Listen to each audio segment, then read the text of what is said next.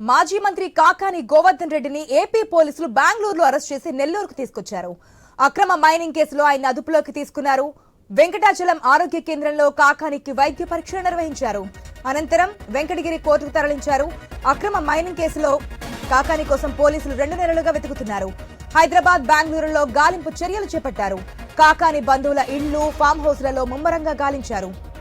కాకాని ముందస్తు బెయిల్ పిటిషన్లను ఇటు హైకోర్టు, సుప్రీంకోర్టులో తిరస్కరించారు.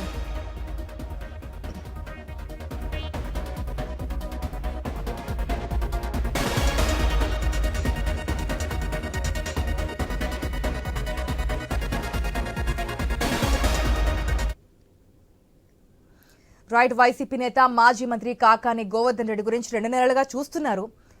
అయితే నిన్న బెంగళూరులో అరెస్ట్ చేసి మా కాకాని గోవర్ధన్ రెడ్డిని నెల్లూరుకు అయితే తరలించారు. వైద్య పరీక్షలు నిర్వహించారు. దీనికి సంబంధించి మరిన్ని అప్డేట్స్ మా ప్రతినిధి సునీల్ ద్వారా తెలుసుకుందాం. సునీల్, గత కొద్ది రోజులుగా మాజీ మంత్రి, వైసీపీ జిల్లా అధ్యక్షుడు కాకాని గోవర్ధన్ రెడ్డి అక్రమ మైనింగ్ కేసులో అరెస్ట్ చేస్తారనే నేపథ్యంలో పరారులో ఉన్నారని కూడా పోలీసులు అయితే చెప్తున్న పరిస్థితి అయితే ఉంది. అయితే దాదాపుగా నిన్న ఉదయం 10 నుంచి కూడా 12 గంటలు సమయంలో బెంగళూరులో అయితే ఏపీ పోలీసులు మాజీ మంత్రి కాకాని గోవర్ధన్ రెడ్డిని అయితే అరెస్ట్ చేసిన అనంతరం కూడా రోడ్డు మార్గాన నెల్లూరుకు తీసుకొచ్చారు. నెల్లూరుకు తీసుకొచ్చి ఇక్కడ పోలీసుకు సంబంధించిన ట్రైనింగ్ సెంటర్లో అయితే కూడా రాత్రి అంతా అక్కడే ఉంచిన పరిస్థితి అయితే ఉంది. అయితే తెల్లవారుజామున వెంకటాచలం మండలం ప్రభుత్వ హాస్పిటల్కి సంబంధించి కూడా మెడికల్ చెకప్కి అయితే ఎవరికి తెలియకుండా, ఇంటిమేషన్ లేకుండా తీసుకెళ్లిన పరిస్థితి అయితే ఉంది. అయితే ఈ నేపథ్యంలో దాదాపుగా ఈ కూటమి ప్రభుత్వం అధికారంలోకి వచ్చినప్పుడు కాకాని గోవర్ధన్ రెడ్డిపై రుస్తు మైన్కి సంబంధించి కూడా ఎఫ్ఐఆర్లో తన పేరునైతే నమోదు చేసిన పరిస్థితి అయితే ఉంది. నమోదు చేసిన అనంతరం దాదాపుగా నెల్లూరుకు సంబంధించి, అదేవిధంగా హైదరాబాద్కు సంబంధించి తన కుటుంబ సభ్యులకు 1-2 సార్లు కూడా నోటీసులు జారీ చేశారు విచారణకు హాజరు కావాలని.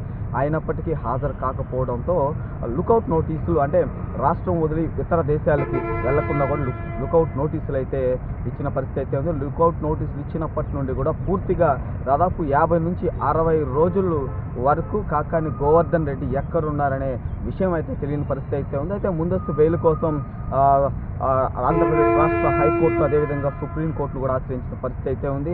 సుప్రీంకోర్టులో ముందస్తు బెయిల్ నిరాకరించడం, అదేవిధంగా హైకోర్టుకు సంబంధించి కూడా ఈ బెయిల్కి సంబంధించి పెండింగ్లో ఉండడం, అదేవిధంగా కోర్టుకు సెలవులు రావడంతో పాటు కూడా కొంతమంది వాంటెడ్గా పోలీసుకి వైసీపీ వాళ్ళే ఇంటిమేషన్ ఇచ్చి అరెస్ట్ అయ్యారని, మరికొందరు పోలీసులు తాము చాకచక్యంగా పట్టుకున్నామనే చెప్తున్న పరిస్థితి అయితే ఉంది. అయితే దాదాపుగా కూడా నిన్న అర్ధరాత్రికి సంబంధించి మనం చూసినట్లయితే కూడా వెంకటాచలం ప్రాథమిక వైద్యశాలకు సంబంధించి కూడా టెస్ట్కి అయితే తీసుకెళ్లారు. టెస్ట్కి తీసుకెళ్లిన అనంతరం వెంకటగిరి కోర్టులో హాజరుపరుస్తామని ఒకవైపు పోలీసులు చెప్తున్న పరిస్థితి అయితే ఉంది.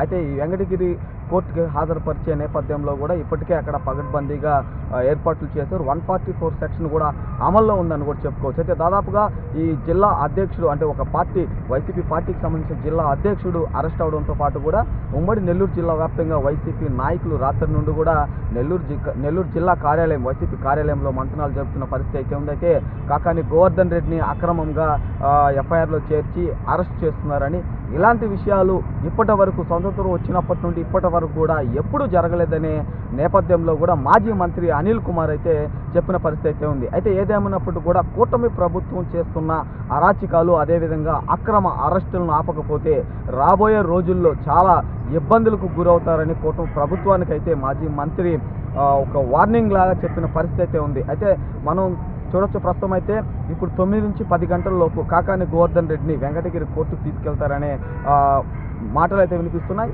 అయితే వెంకటగిరి కోర్టుకు తీసుకెళ్తారా, లేదు నెల్లూరు కోర్టులో హాజరుపరిచి నెల్లూరు జైలుకు పంపిస్తారా? నెల్లూరు జైలుకని ఒకవైపు అధికారులు చెప్తున్నారు, రాజమండ్రి జైలుకని మరొక వైపు కూడా అధికారులు చెప్తున్న పరిస్థితి అయితే ఉంది. అయితే ఒక మాజీ మంత్రిని అరెస్ట్ చేసేటప్పుడు కనీసం ఇంటిమేషన్ ఇవ్వాలి, అదేవిధంగా అతను ఎక్కడికి తీసుకెళ్తున్నారు, ఏం చేస్తున్నారు అనే దానికి సంబంధించి కూడా కుటుంబ సభ్యులకు చెప్పాల్సిన పరిస్థితి ఉంటుంది.